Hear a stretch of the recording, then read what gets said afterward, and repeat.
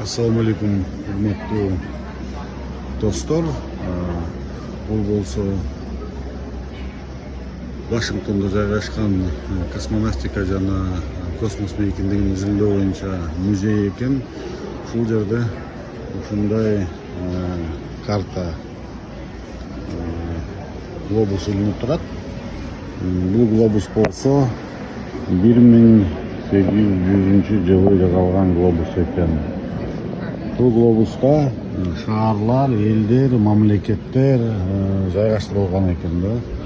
Ошондо 220 жыл мурун биз жакты алып караганда, Орто Азияны алып караганда, бизди бул Америкада болсо Татарский Туркестан деп жазылган экен да. Анан кийин мына Кокон хандыгы турат, үстүндө мынакей кыргыздар деп жазылып турат да.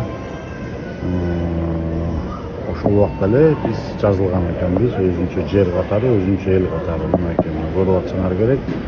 Кыргызская Орда, Кыргызская ханство деп турат да. Азыркы Казакстан, Өзбекстан, Каспий деңгээлине чейин мынакей кыргыздардын жерлери жазылып турат да. Токтой көрсөң көрүп атсаңар керек.